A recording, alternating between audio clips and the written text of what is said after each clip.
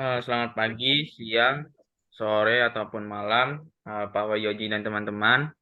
Kami eh, ada Yosi Andriano, terus teman saya ada Andrew Suharli, Keisha Putri Chandra, dan Nisrian Jasmine akan mempresentasikan mengenai scanning elektron mikroskop. Untuk bahasan pada hari ini ada 4 bagian utama. Yang pertama adalah prinsip dasar dari scanning elektron mikroskop. Yang kedua adalah keuntungan dan keterbatasan dari SEM. Yang ketiga adalah perkembangan terbaru dari SEM, dan yang terakhir ada studi kasus. Yang pertama ada prinsip dasar dari scanning elektron mikroskop. Jadi prinsip dasar dari scanning elektron mikroskop adalah menggunakan elektron yang diemisikan oleh elektron gun dengan percepatan tertentu dan dengan besar tertentu, yang kemudian elektron ini akan berinteraksi dengan sampel, eh, di mana nanti elektron yang sudah berinteraksi dengan sampel ini akan ditangkap oleh detektor untuk menghasilkan sebuah gambar. Untuk prosesnya sendiri, ada yang pertama, elektron dihasilkan oleh elektron gun dengan besar dan percepatan tertentu. Kemudian elektron akan masuk ke dalam lensa elektromagnetik untuk memfokuskan elektron. Yang ketiga adalah elektron akan berinteraksi dengan sampel, membentuk backscatter elektron jika tidak kehilangan energi kinetik, atau juga bisa menghasilkan secondary elektron jika kehilangan energi kinetik. Kemudian untuk gambar yang dihasilkan dapat berasal dari deteksi backscatter elektron menggunakan backscatter elektron detektor, atau juga gambarnya berasal dari deteksi secondary elektron menggunakan Everhard Thornley detektor. Nah, lalu lanjut untuk kelebihan dari scanning elektron mikroskop, di mana yang pertama, scanning elektron mikroskop ini dapat digunakan untuk banyak variasi material, di mana material yang dapat diobservasi ini hampir semua jenis material.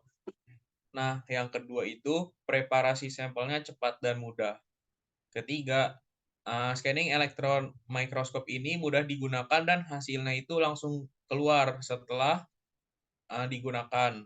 Yang keempat itu depth of field dan resolusi spasialnya tinggi, di mana resolusi spasialnya tinggi sebesar 1 nanometer. Dan depth of field-nya tinggi itu dia bisa melihat kekasaran permukaan yang berbeda-beda. Lalu yang kelima itu, scanning elektron mikroskop dapat digunakan untuk imaging, spektroskopi, dan juga analisis difraksi. Dan yang terakhir, interpretasi gambar untuk melihat informasinya pun relatif mudah dilakukan. Boleh di next. Nah, lalu untuk kerugian dari scanning elektron mikroskop sendiri. Nah, seperti namanya, karena menggunakan elektron, berarti materialnya harus konduktif, di mana apabila materialnya tidak konduktif, maka harus di-coating dulu nih oleh karbon, ataupun emas, ataupun PD. Nah, lalu yang kedua, ukuran sampelnya itu terbatas, di mana ada ukuran tertentu yaitu maksimalnya 1 cm. Lalu yang ketiga, sampelnya harus dalam bentuk solid atau padat. Lalu yang keempat, detektor EDS-nya itu juga nggak sempurna, di mana nggak bisa mendeteksi hidrogen, helium, dan litium. Lalu yang kelima itu, sampel juga harus diuji dalam keadaan vakum, di mana kalau ada udara atau keadaan yang nggak vakum, nah udara ini dapat mengganggu jalannya elektron. Lalu juga ada salah satu syarat khusus di mana sebisa mungkin tidak ada vibrasi di saat melakukan pengujian menggunakan scanning elektron mikroskop karena akan merubah hasil dari gambar yang terbentuk. Lalu kerugian yang terakhir itu adalah instrumennya itu berukuran cukup besar, sebesar 5 kali 5 meter, sehingga akan memakan cukup banyak tempat.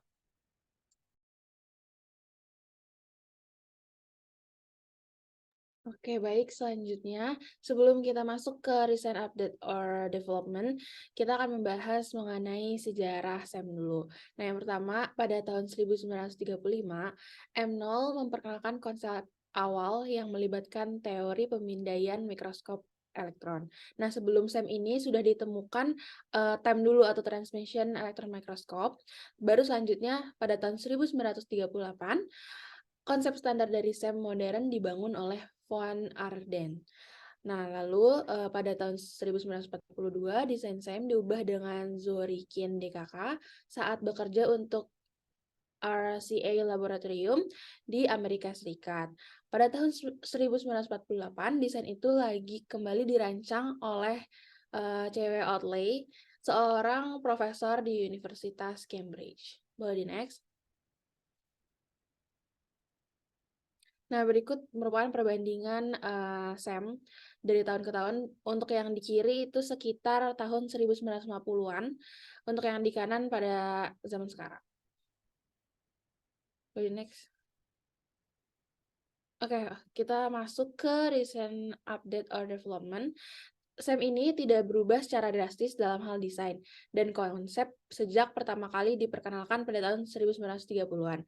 Tetapi resolusi dan kekuatannya yang ditingkatkan selama bertahun-tahun. Contohnya dalam bidang biologi, karena SEM ini juga banyak digunakan di bidang biologi, itu untuk sekarang teknologi ilmu saraf ini menjadi fokusan dari SEM.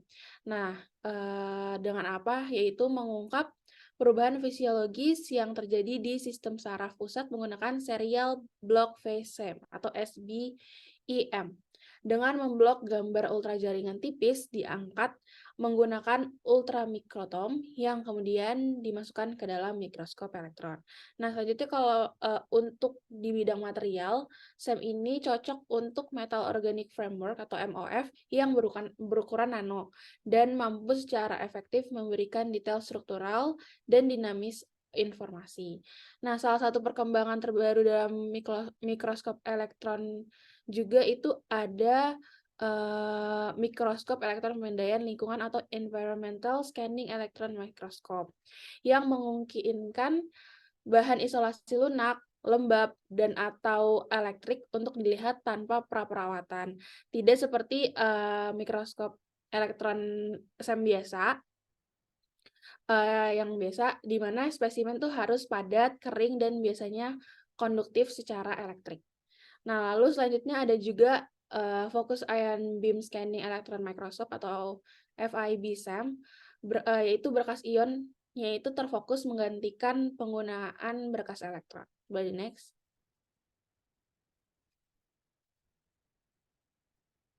Selanjutnya kita akan membahas studi kasus. Studi kasus yang kita ambil kali ini berjudul Studi Scanning Electron Microscopy atau SEM untuk karakterisasi proses oksidasi paduan zirkonium. Nah, tujuan dari percobaan ini adalah untuk mendapatkan informasi yang detail dan akurat untuk mendukung analisis ketahanan korosi pada paduan zirkonium yang disebabkan oleh proses oksidasi suhu tinggi dengan menggunakan metode analisis pada SEM. Nah, alat-alatnya kita menggunakan SEM seri gel JSM 6510LA yang dilengkapi dengan perangkat energi dispersif X-ray spectroscopy atau EDS untuk analisis komposisi kimia. Nah, untuk bahannya kami menggunakan ingot paduan zirkonium ZrNBMoGe dengan tes oksidasi dalam mass suspension balance pada temperatur 500 derajat Celcius dan 700 derajat Celcius. Boleh di next. Nah, untuk tahap pengujiannya sendiri, pertama-tama kita harus mempreparasi sampel. Yang pertama, kita melakukan cutting pada sampel untuk ukuran 2x2 cm, lalu menggunakan grinding dengan kertas amplas dengan urutan kertas amplas 120, 400, 800, 1200, dan 2000. Selanjutnya kita akan melakukan polishing dengan kain blue drew dan diamond pasta 0,25. Lalu kita melakukan etching dengan larutan nital 3% selama 20 detik. Selanjutnya sampel akan dibersihkan dengan air lalu dikeringkan dengan hair dryer. Selanjutnya kita akan melakukan analisis SEM. Yang pertama, sampel akan diletakkan di SEM specimen holder dengan bagian penampang melintang mengarah ke atas atau lensa objektif. Lalu kondisi ruangannya sampel juga harus divakum agar bebas dari molekul udara. Boleh di next. Nah, untuk hasil pengujiannya sendiri, kita jadinya melakukan 3. Yang pertama, kita akan melakukan pengujian untuk sampel yang ZrNBM MOG standar. Nah, nanti didapatkan hasil gambar struktur mikro martensit dan sedikit binit yang dapat dilihat pada gambar di kiri atas. Nah, dari gambar hasil saya menunjukkan bahwa kedudukan fase kedua lebih tinggi dari matriks. Nah, hal ini berarti fase kedua memiliki sifat yang lebih keras daripada matriksnya. Dan diketahui juga melalui IDS, unsur presipitasi fase kedua yang ada di batas butir merupakan fase ZR GE yaitu ZR 55,54 dan GE 0,8 dengan kandungan masing-masing berat 89 dan 1%. Nah, hasil IDS-nya dapat dilihat di gambar kiri bawah. Boleh di next. Selanjutnya, kita melakukan percobaan pada sampel ZRRNB MOGS setelah dilakukan oksidasi pada suhu 500 derajat Celcius. Nah, didapatkan hasil gambar terbentuknya lapisan oksida. Nah, kita dapat dilihat di gambar sebelah kiri atas, merupakan lapisan oksida yang warnanya lebih gelap dibandingkan matriks bawahnya, matriks sampel. Ini yang warnanya cenderung lebih terang. Nah, kita juga dapat melihat matriks bawahnya itu memiliki densitas yang lebih rendah daripada matriks di atasnya. Nah, melalui IDS diverifikasi juga bahwa lapisan bagian atas merupakan oksida ZRO, yaitu senyawa ZRO2 dengan unsur dominan ZR 44,28% dan O 20,75%. Nah, ketebalan oksidanya pada 500 derajat Celcius ini bervariasi antara 1,2 sampai 2,4 μm. Boleh di next. Nah, selanjutnya kita yang terakhir kita melakukan pengujian pada sampel ZR-NB MOGE dengan setelah oksidasi 700 derajat Celcius. Nah, pada percobaan ini juga ditemukan terbentuknya lapisan oksida pada di bagian atas sampel. Nah, kita juga dapat melihat bahwa lapisan oksidanya berwarna lebih gelap daripada matriks di bawahnya. Nah, melalui IDS juga dapat diverifikasi bahwa lapisan bagian atas merupakan oksida ZRO, yaitu ZRO2, dengan unsur dominannya lebih besar, yaitu 57,77% ZR dan 22,78% O. Nah, ketebalan oksidanya juga bervariasi antara 2,8 sampai 3,6 μm. Setelah itu, dari semua percobaan ini dapat disimpulkan bahwa ketebalan oksida yang lebih tebal menunjukkan laju oksidasi yang lebih tinggi pada kenaikan suhu oksidasi, seperti yang dijelaskan pada analisis ketahanan oksidasi. Boleh di next. Berikut adalah referensi yang kami gunakan dalam pemaparan kali ini. Boleh di next. Sekian presentasi kami mengenai SEM. Kurang lebihnya mohon maaf. Terima kasih.